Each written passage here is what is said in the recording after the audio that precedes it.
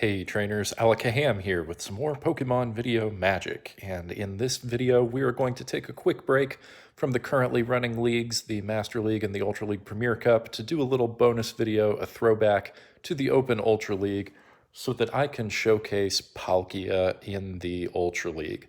If you're anything like me, then the first time you've had access to Palkia has been this past Go Fest. So it hasn't been around very long for a lot of trainers, and perhaps you're wondering, should I power this up for the Master League? Should I keep it in the Ultra League? What should I do with Palkia? Some combination of both of those things. Well, I wanted to showcase for you that Palkia can actually perform pretty well in the Ultra League, and the reason that it has decent performance there is because it has access to Dragon Tail, which is a very hard-hitting fast move, and it also has access to Aqua Tail as a charge move, and Aqua Tail builds up energy very quickly, so it's a pretty spammy move, meaning that you can primarily rely on Dragon Tail to do most of the damage for you, and use Aqua Tail as just a way to start chunking damage from your opponent. So Palkia is, of course, much glassier in the Ultra League than it is in the Master League, because when you have a Pokemon that is supposed to get to a pretty high CP, which is where it's going to, develop most of its defensive power, it's not necessarily as tanky when you keep it at a lower CP. But that's okay. Palkia doesn't necessarily have to be really tanky to do a lot of damage. So you can just play it as kind of a glass cannon in the Ultra League if you choose to use one in the Ultra League, which I absolutely believe is a viable option.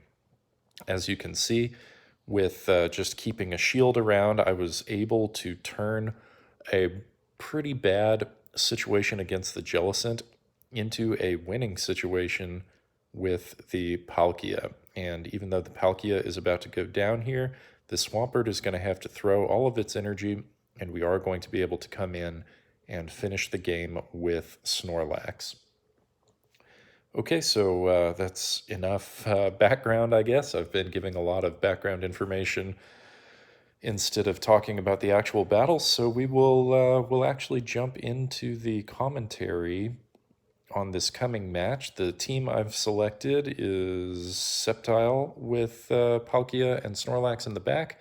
Snorlax is a really good safe swap. Palkia is a pretty good closer, and Sceptile charges very quickly, and I think it's kind of underappreciated in the Ultra League because it does have access to a really good moveset. Bullet Seed generates energy really quickly, and moves like Earthquake and Dragon Claw give it a lot of variety. But here I am rambling on again. So we had a really bad matchup with the Firebird, the Talonflame. Yep, Talonflame against our Sceptile, so that was not going to work out very well. We safe swapped into the Snorlax, and we are met with a Regice. Regice is a really cool Pokemon that you don't see very often. So this was, credit where credit is due. It was pretty cool to see that here in the Ultra League. Fortunately, Snorlax does have access to fighting type moves, and we were able to win the CMP tie and get that superpower through. So we're going to come back in with our Sceptile because it takes Regice a minute to power up, and I think we could farm down, which we did. And now we can start spamming these Leaf Blades against the Talonflame. So they got stuck in an Incinerate animation before I threw my other Leaf Blade. And I think I'm going to shield this because at this range, one Leaf Blade should be able to take out the Talonflame.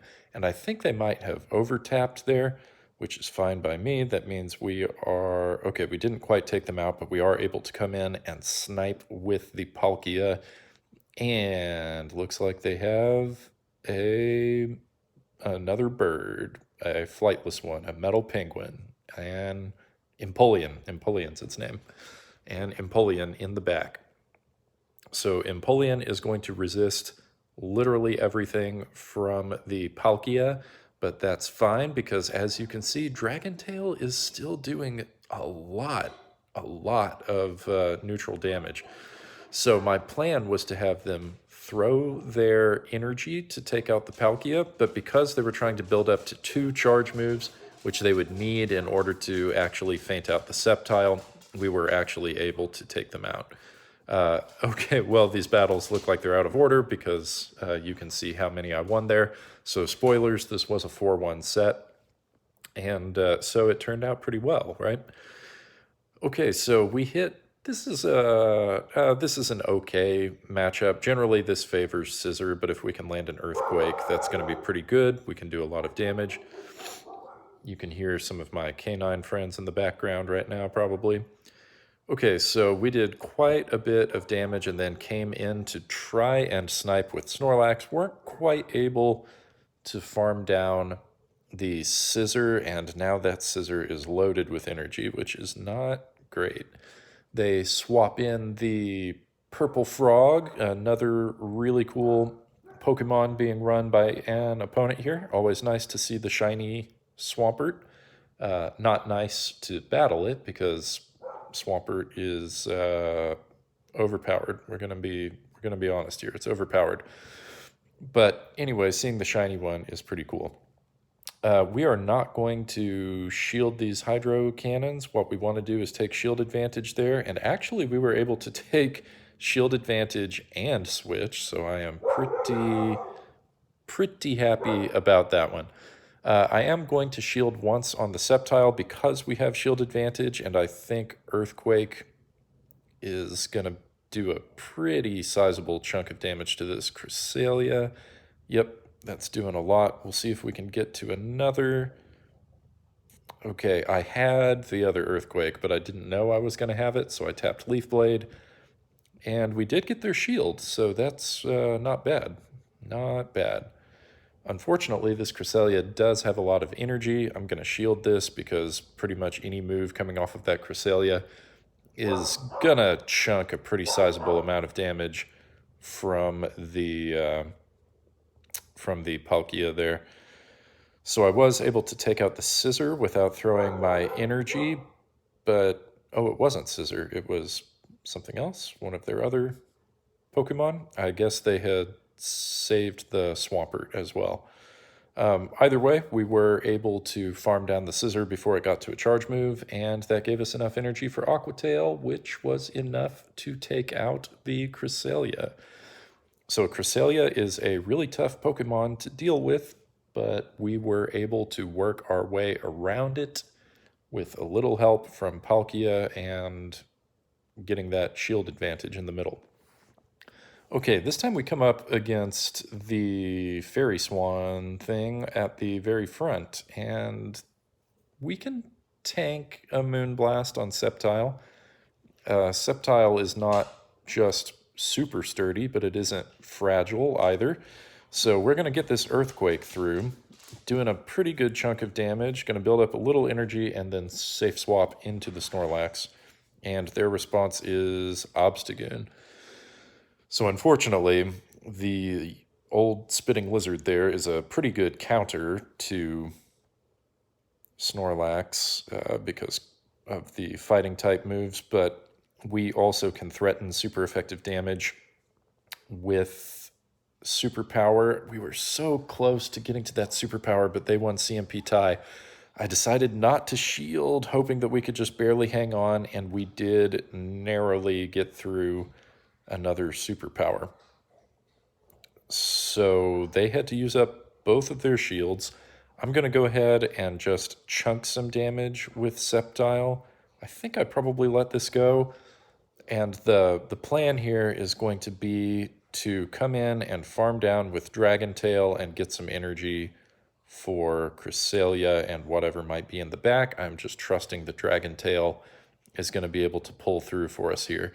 Unfortunately, Obstagoon was a little bit more durable than I thought it would be, and it was able to sneak some attacks through that I wish hadn't happened. The last Pokemon in the back was a Charizard, so that's pretty good. Aqua Tail is going to do super effective damage, but we did have to throw all of our energy because we could not tank a Dragon Claw from Charizard. And we need one more tap to get to the Aqua Tail, but unfortunately they were just so loaded on energy on that Cresselia, we were not able to quite pull that one out. So it happens sometimes. Palkia did manage to get through a Pokemon and a half on its own, so that's quite a bit. But anyway, into this final match, and we are met with a really good lead, Sceptile versus Swampert, and they switch in their Lapras, and those ice shards are going to do quite a bit of damage to the Sceptile, but they charged up quickly enough. I knew that we didn't really have to worry about Ice Beam, that it was just going to be a Surf. And so I built up a little extra energy on our Sceptile and then brought in the big bad Water Dragon, knowing that Surf was not going to be very effective, and they decided to bring back the Swampert. So apparently something in the back is not going to want to see a dragon. That is okay by me, because Aqua Tail is going to do neutral damage to the Swampert, whereas they have to build all the way up to an Earthquake to do any damage to us.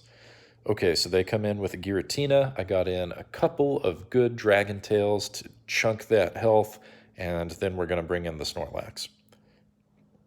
And we're a shield down here, but it doesn't matter all that much because it's going to take Giratina a long time to hurt this Snorlax. Snorlax can tank those Dragon Claws like a champ, and even though Body Slams don't do very much damage, that fast move Lick is really, really going to whittle away at Giratina's health. So they try to catch a Body Slam. Not sure why, because Body Slam hardly does anything to the Giratina. That's not what they have to worry about. They have to worry about the Lick attack. But I'm just going to keep spamming these Body Slams anyway, because they get us a little bit closer to reaching our goal each time, and the Giratina's health is pretty low at this point. So we do manage to get both of those shields, and I swapped into Sceptile, hoping to either snipe with that Leaf Blade or catch the charge move. And as it turns out, I could do both. Sceptile surprisingly survived that Dragon Claw, and then it's so satisfying to be able to feint out a Giratina with a resisted Leaf Blade. Not that I was just trying to disrespect the other trainer or whatever, but the opportunity presented itself to finish off the game, so I was willing to do that. In any case, I hope that you have enjoyed the video, and I hope that I've been able to showcase that Palkia is a viable option for the Ultra League if you choose to use it there, due to its very strong fast move and access to a really spammy charge move. So that makes it pretty useful. If you enjoyed seeing Palkia in the Ultra League, please go ahead and give the video a like. I would really appreciate that. And also, if you haven't done so already, please subscribe to the channel. I would love to hear from you in the comments on this video and future videos to come if you have ideas for Go Battle League that you would like to share with me, and we can continue to build our little Pokemon Go YouTube community together. So thanks for watching. I'll talk to you next time, trainers.